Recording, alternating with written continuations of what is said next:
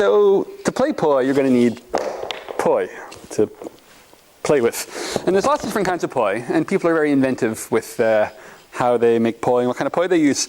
And a really common thing, believe it or not, is actually literally just taking a striped sock and tying a knot and putting something in it. Like you can put a water balloon or like a tennis ball or a bean bag or a small orange, which will get wet, or something in the end. And just tying a couple knots, and then poof, you have instant poi. And that is actually what, to this day, some of the best poi spinners in the world still use as their favorite set of practice poi. So it's that simple. Get a pair of striped socks. You have no excuses to not start playing poi immediately. Now, of course, lots of people use other kinds of poi. And it's, if you're using poi like this, it's so simple. You just hold it on the knot.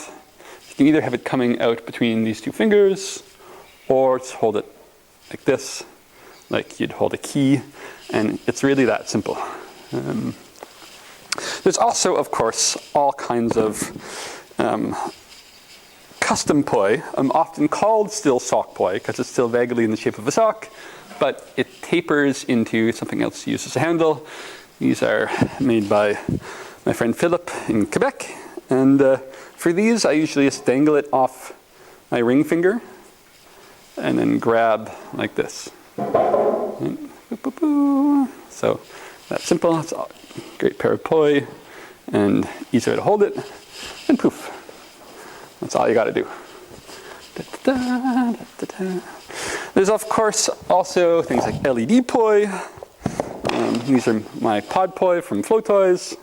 These are probably my favorite. I love these. The pod poi are fantastic. They light up. It makes it easy to see what you're doing. Super fun. Come with a double loop handle. And then with that, you can either still do the ring finger thing, hold it like that.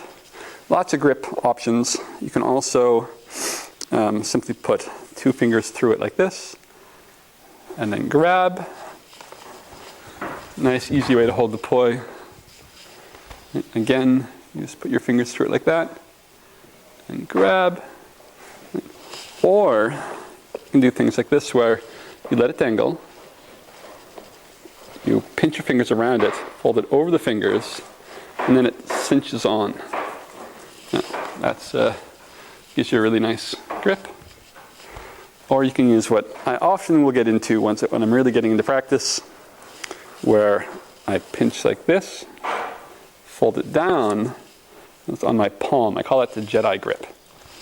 Because then you can be on your palm, or on the knuckles, or holding it. But that's getting a bit more advanced, so that's probably not a beginner way to start. In the beginning, you want something casual, simply like this. Easy to pick up, put down, easy to work with. There's also things like this. These are cone poi from Home of Poi, another take on the basic sock poi idea. And these have silicone ball handles. And again, so that's a nice round stuff. So this is great for throws and releases. You got a slightly weighted handle. Works really well. And again, probably most people just have it where it's coming between their knuckles or holding it like this. So another great kind of poi. Yeah, there's so much to choose from. Home of Poi also makes, simple cone with just a single loop handle like that. Also a great pair of poi. So there's a lot to choose from. And, and there's also, you'll find many double loop handles. So you've got a double loop like this.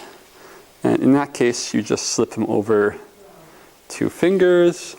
And there you go.